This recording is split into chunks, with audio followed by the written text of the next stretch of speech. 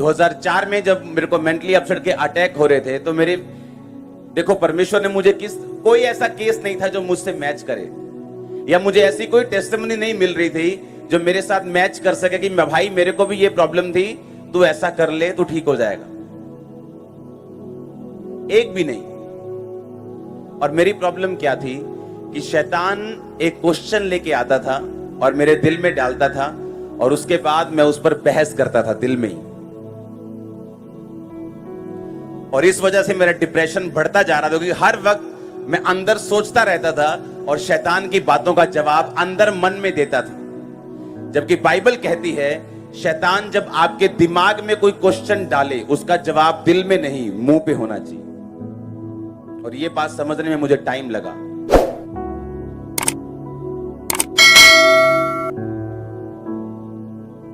और फिर एक दिन जब मैंने वचन पढ़ा तो वचन में लिखा था, अपने मन की बातें खोलकर यहोवा से कहे।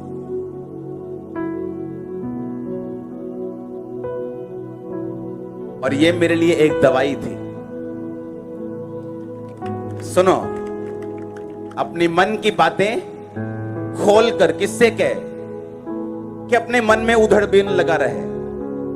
तो पवित्र आत्मा ने मुझे समझाया कि आज के बाद जब भी शैतान तेरे पास आए तो मन में उसके साथ कभी भी बहस नहीं करनी, उसे बोलकर बताना है।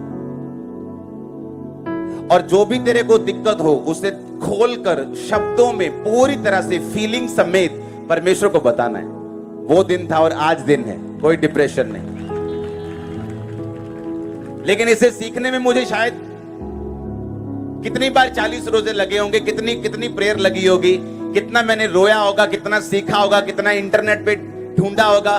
परमेश्वर ने वो जेन्युइननेस देखी, परमेश्वर ने वो हार्ट देखा कि ये छूटना चाहता है और मेहनत कर रहा है, और परमेश्वर ने छुटकारा किया। आप समझ रहे कि नहीं? तो परमेश्वर आपको आत्मिक हथियार भी देगा कि आप लोग उस सिचुएशन से छूट सकें जो आपको तंग कर रही है, या जहां आप जाना चाहते हैं और परमेश्वर आपको लेके जाना चाहता है, वो आपको आत्मिक तरीके देगा जो चर्च में आप सीखते हैं। परमेश्वर ने अपने लोगों को यूज किया इंपार्ट करने के लिए।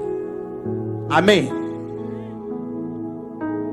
कि पर लोग मुझसे पूछते हैं कि आपका ये स्पिरिचुअल सन है, ये इतना ज्यादा ऐसा नहीं लगता कि इसके पास इतने लोग होने चाहिए। तुम अपने हिसाब से देखते हो, लेकिन परमेश्वर स्पिरिचुअली देखता है। जब ग्रेस का मतलब यह है, जब वो आपकी लाइफ में आती है, आपको वो देती है जिसके आप काबिल नहीं हो। बोलो अपने पड़ोसी को, ग्रेस का मतलब, अनुग्रह का मतलब कि जिस चीज के तुम काबिल नहीं, उससे अधिक तुम पाते हो। तुम पाओगे चर्च, तुम्हारा परिवार पाएगा, तुम्हारे पिताजी तुम्हारी माताजी पाएंगे, तुम्हारा फाइनेंस पाएगा। मुझे आमीन ऊंचा चाहिए। हालेलुया। उसका आत्मा यहां मौजूद है। मिरेकल्स होंगे आपकी लाइफ में, मिरेकल्स होंगे आपकी मिनिस्ट्री में, मैंने कहा फाइनेंस में, आपकी लाइफ में, परिवार में। हालेलुया। अब आमीन। जब आदमी को यकीन हो जाता है कि परमेश्वर असली है, उसका गिफ्ट काम करता है, ब्लेसिंग्स काम करती, रिजल्ट आने लगता है सेवकाई में, लाइफ में, फाइनेंस में, उसे मालूम हो जाता है ये परमेश्वर का हाथ है, पहले नहीं था अब है। बाइबल कहती है वो स्थिर होने लग जाता है और एक दिशा को भागने लग जाता है और डिस्ट्रैक्शन खत्म हो जाती। और आपको मालूम है जब आप स्थिर होके परमेश्वर की ओर भागने लगते हैं तो रास्ते में बहुत सी ब्लेसिंग्स, बहुत से इवेंट्स अनफोल्ड होते हैं आपके सामने, पर्दे हटते जाते हैं और वाओ वाओ आप करके आगे बढ़ते जाते हैं। ऐसा आपके साथ होता है। आमीन। मैं तुम्हें कोई आत्मिक वरदान दूं, करिश्मा दूं, गिफ्ट दूं, रिलीजियस क्वालिफाइड तुम्हें करूं, तुम्हें आत्मिक कोई पढ़ाई लिखाई दूं जिससे तुम स्थिर हो जाओ।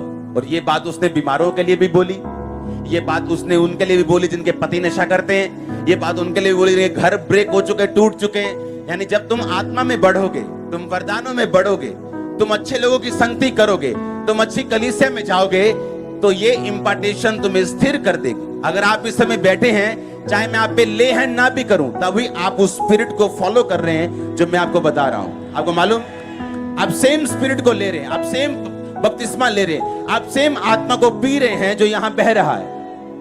आमीन। आप सेम स्पिरिट को ले रहे हैं। हालेलुया।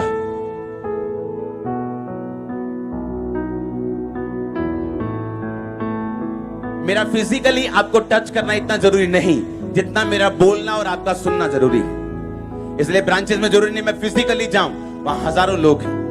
अगर वो हैं तो उनका एक मकसद है। अगर परमेश्वर ने आपको बुलाया किसी ब्रांच में, वो किसी भी शहर किसी भी देश की हो, उसका एक मकसद है। वो आपको तैयार करेगा एक खास टाइम के लिए। नहीं तो आप घर में बैठ के भी ऑनलाइन देख सकते हो, लेकिन ब्रांच में बुलाने का मकसद क्या है? वो आपको प्रिपेयर करे, वो ग्रेस दे, वो करिश्मा दे, वो आपको स्थिर करने के लिए वो इंपार्टेशन दे। आप मेरी बात समझ रहे कि नहीं? उसने कहा मैं तुम्हें कोई आत्मिक वरदान दूं जिससे तुम स्थिर हो जाओ, तुम भाग सको एक दिशा में।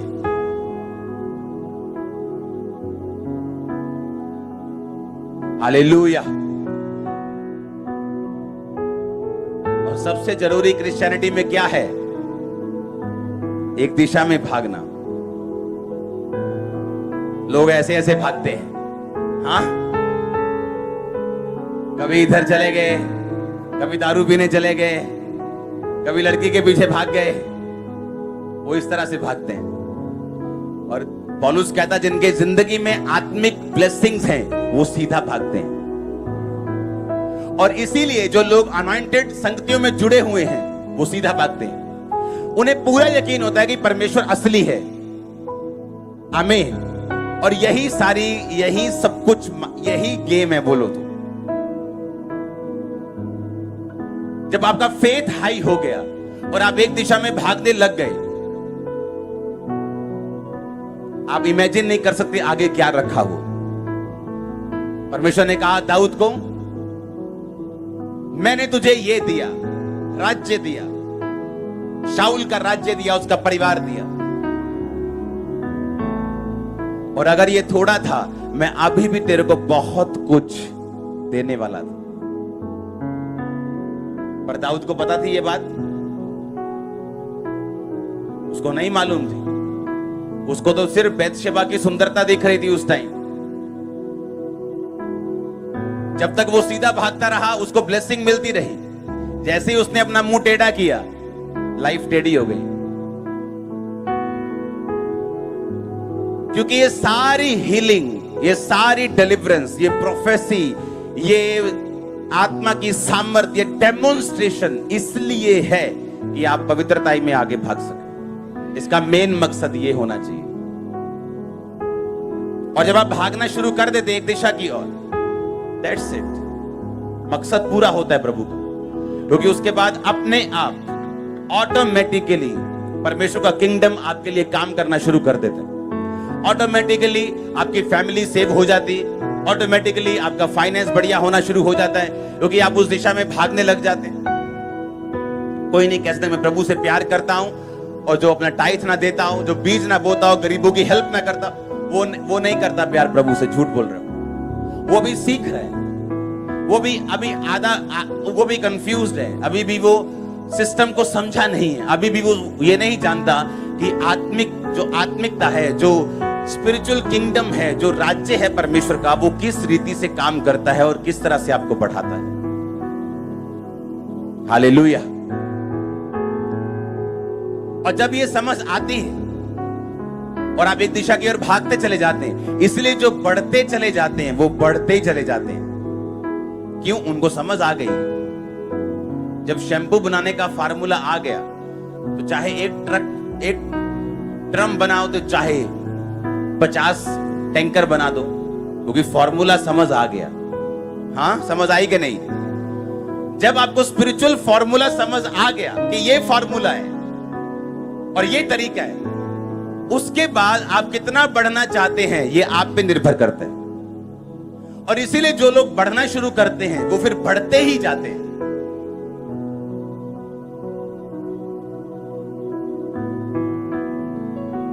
वो आपको इतना ब्लेस करने वाले हैं, आप दिशा एक पकड़ेंगे और भागेंगे। हर डिस्ट्रैक्शन, शैतान की योजना नाश हो जाए। हर एक योजना जो शैतान की है, यीशु के लहू से आज नाश हो, होली गोस्ट फायर से नाश हो। परमेश्वर का रूह आपको छुए, आपके परिवार को छुए, आपकी चीजों को छुए, आपके घर को छुए, आपके लोगों को छुए। हर एक अंधकार की शक्ति श्रापित हो जो आपके पीछे लगी है। आपके दुश्मन आपके सामने हलीम किए जाएं, हम्बल किए जाएं यीशु मसीह के सामर्थ्य नाम में। आप बड़े, परमेश्वर आपके साथ चले। आप आगे जाएं, वो आगे जाए। आप पीछे मुड़े, वो पीछे मुड़े। हालेलुया, हालेलुया, आमीन। वो पौलुस ने बीमार को भी यही कहा कि मैं तुम्हें कोई वरदान दूं, तुम स्थिर हो जाओ। इसका मतलब वो हीलिंग होगी। उसने कहा गरीब को भी मैं तुम्हें वरदान दूं जिससे तुम क्या हो जाओ, स्थिर हो जाओ।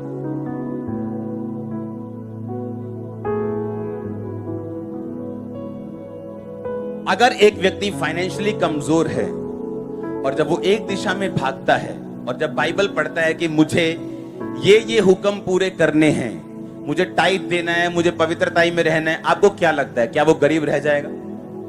अगर एक बीमार जब अंगीकार करता है उसके कोड़े खाने से मैं चंगा हो चुका हूं, वो प्रार्थना करनी शुरू करता है और परमेश्वर के सारे नियमों को मानना शुरू करता है, क्या वो बीमार रह जाएगा? और जब वो चीजें काम करना शुरू करती हैं, आपका विश्वास बढ़ता है। आप मेरी बात समझ रहे कि नहीं? लेकिन उसको बाइबल कहती वर्क आउट, काम करो अपने उद्धार के बारे में। अपने आप कुछ नहीं होगा। आपकी कोई प्रॉब्लम है, क्या आपको पता है कि बाइबल में आपकी प्रॉब्लम का हल कहां लिखा है? पता है? कितनों को पता है? हाथ खड़ा करो। ये देखो, अगर किसी को बेबी चाहिए तो बाइबल में कहां वो वायदा है कि वो तुझे संतान देगा?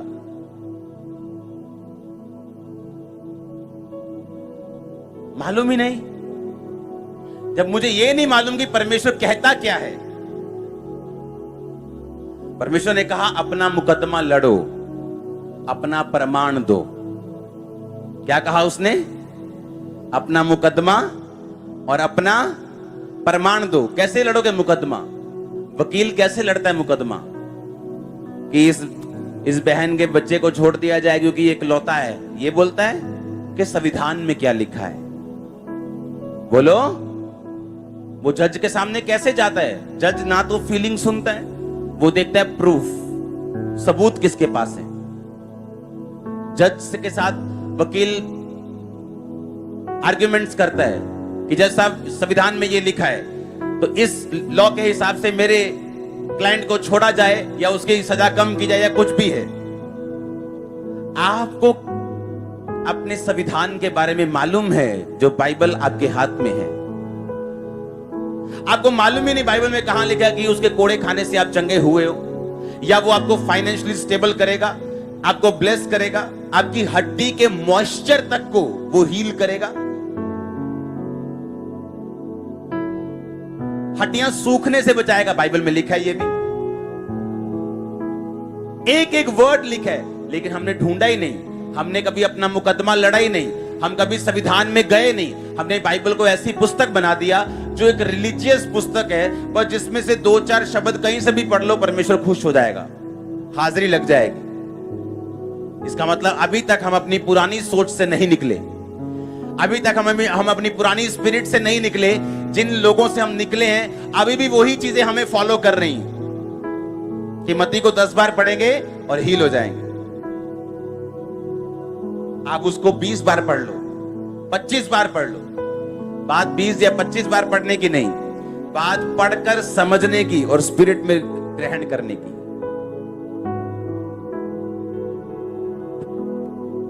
हालेलुया। जितनी शरीर में गर्मी ज्यादा है उतनी आत्मा में गर्मी आज ज्यादा है। हालेलुया। आप समझ रहे मेरी बात को कि नहीं? आपने फाइट की नहीं, आप आत्मिक रीति से चले नहीं।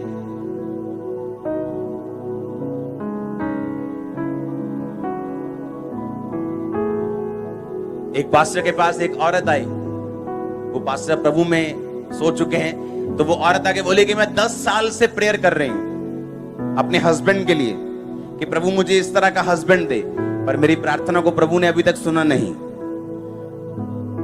उसने कहा क्या कैसा हस्बैंड चाहती है तू? उसने कहा अच्छा, अच्छे वाला, गुड हस्बैंड चाहिए। उसने कहा कैसा अच्छा? गिटार वाला अच्छा, कि सिंगिंग वाला अच्छा, कि प्रीचिंग वाला अच्छा, कि बिजनेसमैन वाला अच्छा? कौन सा वाला अच्छा? प्रभु को क्लियरली बताना होगा तुझे।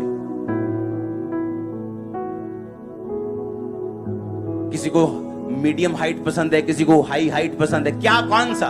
उसने पॉइंट्स लिखे, मुझे इस तरह का हस्बैंड चाहिए, वो टीचर ना हो, उसने स्पेशल लिखा, उसकी मर्जी थी, वो ये हो, वो ये हो, वो ऐसा हो, वो ऐसा हो, वो ऐसा हो, वो ऐसा हो, वो 10 पॉइंट लिख के उसने प्रेयर करनी शुरू की और बाइबल के वचन लिए।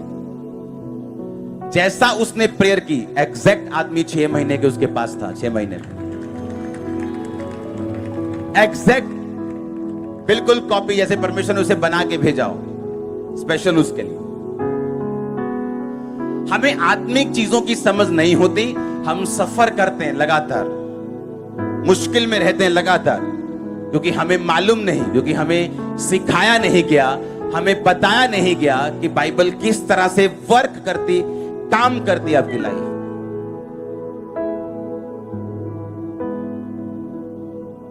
हालेलुया।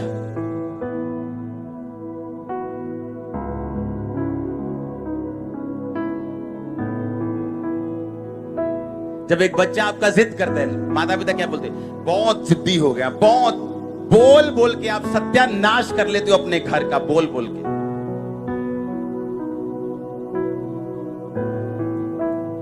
जो स्टाफ हमारे साथ काम करता है वो नहीं बोल सकते हमारे बच्चों को कुछ भी ऐसा, वो हमें बताते हैं कि इसने ऐसा किया है, तो हम उसको चेंज करते हैं काउंसलिंग से, प्रेयर से, उसे वचन से समझाते हैं ये करना है, ये नहीं करना है। कितने मेरी बात समझ रहे हैं? आप श्रापित कर करके कर करके कर करके कर करके बाद में बोलते हो कि मुझे फल चाहिए। पहले बूटे को गंदा पानी दे दे के, गंदा पानी दे दे के, तेजाब दे दे के, उसके बाद बोलते हो फल चाहिए, वो तो सूख जाएगा। इसलिए आप आज चर्च में हो कि प्रभु आपसे बात कर सके, आपको छुड़ा सके, आपकी सोचे तक शैतान के बंधनों से आज छुड़ाई जाए। आमीन। ऊंचा बरकत आपकी है चर्च।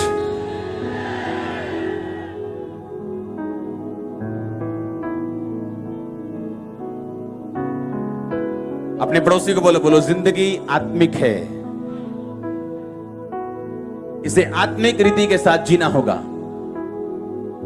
और हमारा रिजल्ट फिर अच्छा होगा, मन भाव होगा। परमेश्वर ने कहा तेरा प्याला उमड़ेगा, तेरा हिस्सा मन भाव होगा, सब चाहेंगे कि वो तेरे जैसे बने। ये ब्लेसिंग आपकी लाइफ पर रिलीज हो आज, ब्रांचेस की लाइफ में रिलीज हो आज यीशु मसीह के सामर्थ्य नाम में। Hallelujah, hallelujah.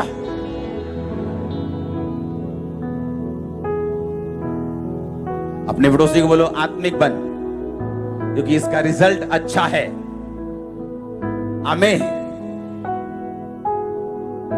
फिर से बोलो, पड़ोसी को बोलो आत्मिक बन, क्योंकि इसका रिजल्ट बिना खिंचाहट के है।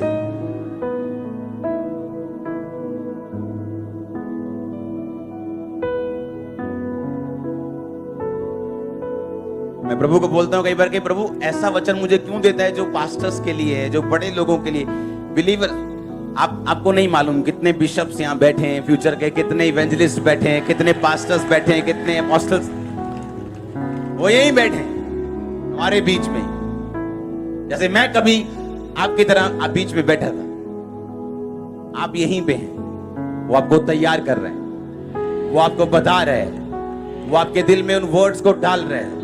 आज इंपार्टेशन हो रही है आपके दिल में, जो वर्ड्स, जो स्पिरिट में वर्ड जा रहे हैं। मैंने कहा आज वो आपके अंदर वो वरदान, वो गिफ्ट, वो इंपार्टेशन जा रही है सामर्थ के वरदानों की। अगर मुझे अपने स्पिरिचुअल फादर के जैसी ब्लेसिंग चाहिए, सबसे पहले मुझे सोच अपनी उनके जैसी करनी होगी। अगर मेरी सोच उनके जैसी नहीं है, मेरा काम करने का तरीका लोगों का कुछ मालूम नहीं, 10-10 पास्टर्स को सुनते हैं और रिजल्ट नहीं। आप सेम प्रॉब्लम 10 डॉक्टर के पास जाके पूछेंगे, वो 10 तरह के अलग अलग चीजें आपको बताएगा और आप सोचोगे कि आपकी लाइफ में जो प्रॉब्लम है ना, ये सबसे भारी है। प्रॉब्लम ये है, आप कंफ्यूज हो। हालेलुया, आप कंफ्यूज हो।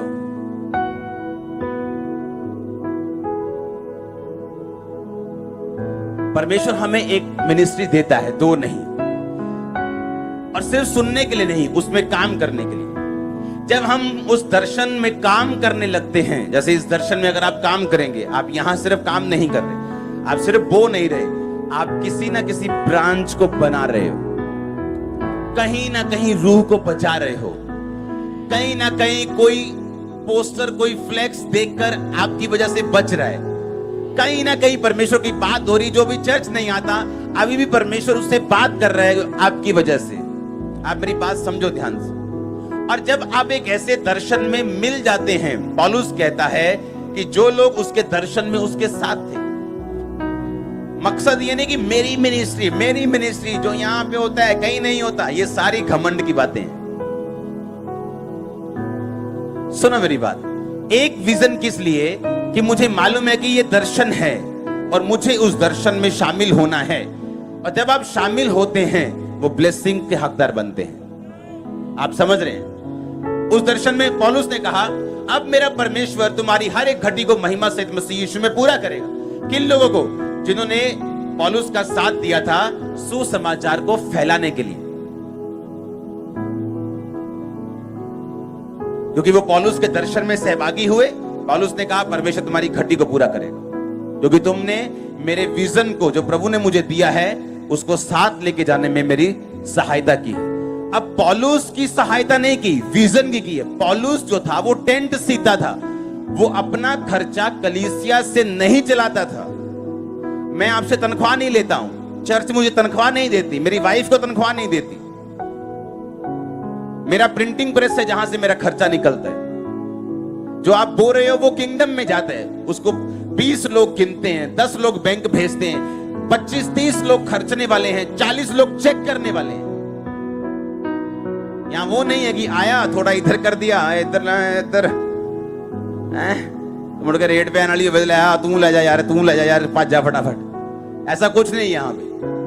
आता एक एक रुपया गिनता, बैंक में जाता, पक्के में खर्चा होता है, चेक साइन करता हूं मैं, चेक करके एवरीथिंग कंट्रोल में।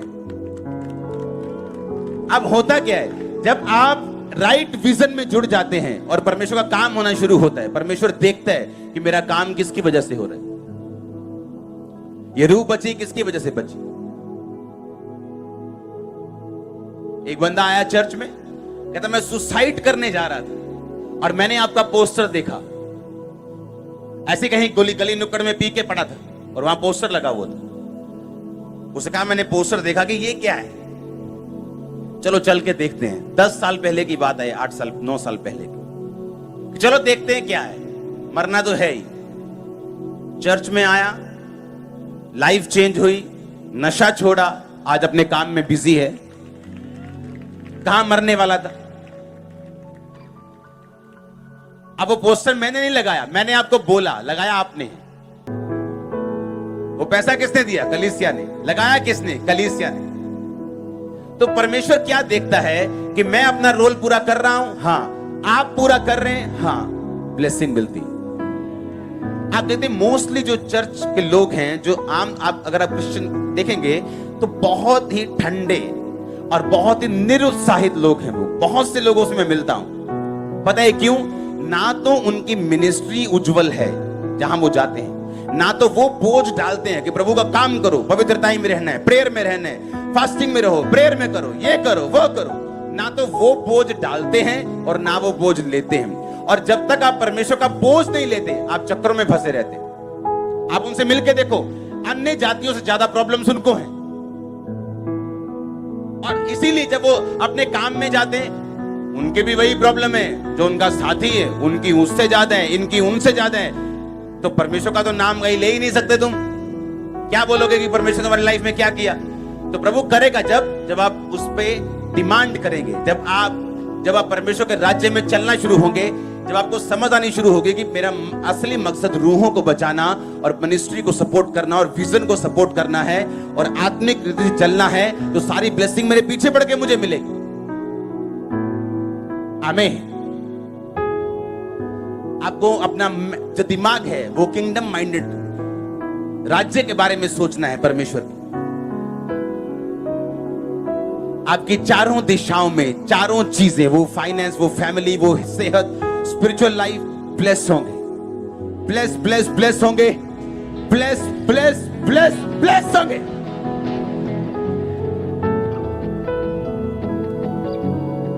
आप मेरी बात समझ रहे कि नहीं? यही चीज आपको चाहिए।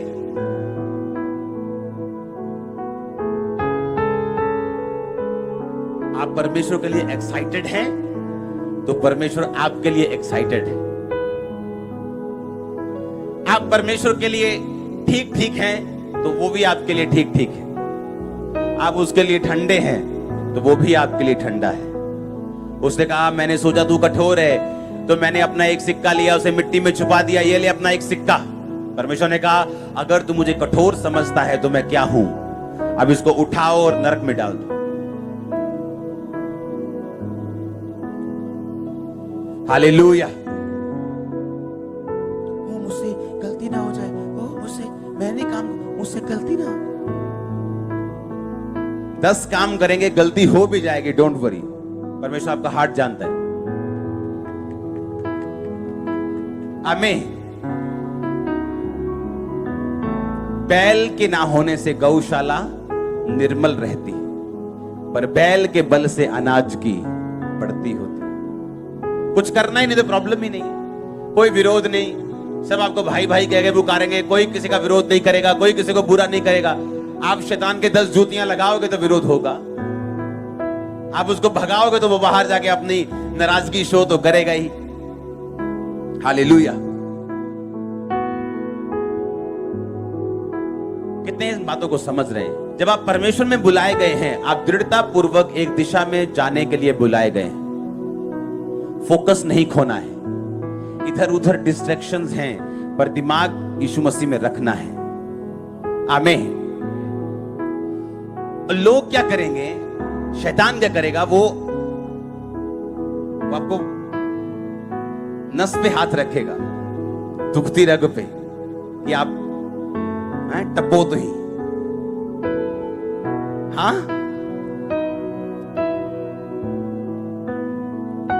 एक बार मुझे फोन आया अभी कि एक व्यक्ति है, उसके साथ हमारा चल रहा था काफी, तो मतलब काम धंधा, तो उसका मैसेज आया कि आपके, हमने कहा अभी हमको बस काम नहीं करना, अभी हम नेक्स्ट जा रहे हैं। उसने कहा ਤੁਹਾਡੇ हाल तो 6.5 लाख रुपया पिया ही हटा है, तू हर महीने कहा था, हर महीने तो पैसे ले रहा है तू ना जी, 6.5 लाख पिया हटे यार। उसको लगता था कि इनको अरबपति है, केड़ा हिसाब होना है, 6.5 कह दो, जानता है कुछ नहीं मिलेगा तो ना सही। मेरी टीम ने भाई खाते खोल लिए पूरे, फिर पूरा बताया, कहना नहीं नहीं ठीक है ठीक है ठीक है, कहता साहब कोई पैसा नहीं। सुनो, अगर हम वही हाइपर हो जाएं, हमें मालूम है अगर आप परमेश्वर का काम करने के लिए 6.5 लाख हमारी एक दिन की चैरिटी है। आपको मालूम, रोज लड़कियों की शादी करते हैं, आप कभी इंटरनेट पे नहीं देखते, हमने नहीं डालना इंटरनेट। एवरी डे लड़कियों की शादी होती है यहां फ्री, सारा राशन मैनुअल स्टोर से जाता है, पूछ लो वहां के स्टाफ। एवरी डे मैं कह रहा हूं, रोज। तो अगर मुझे इतने लाखों की चैरिटी करनी है तो मुझे 2-4 लाख से क्या फर्क पड़ेगा? पर मैं आपको लोगों की सोच बता रहा हूं वो कैसी है, और ऐसे आपकी लाइफ में होगा। जैसे आप परमेश्वर में चलेंगे, आपको फालतू में लोग डिस्ट्रैक्ट करेंगे ताकि आप अपना फोकस छोड़ दो। शैतान को मालूम है अगर ये एक दिशा की ओर भागता गया, इसे कोई बंदा रोक नहीं पाएगा, कोई ताकत रोक नहीं पाएगा।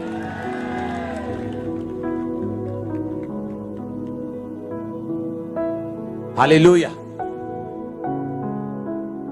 आपका फोन आपके लिए एक बड़ी तगड़ी मुसीबत बन सकता है अगर आपको यूज करना नहीं आता।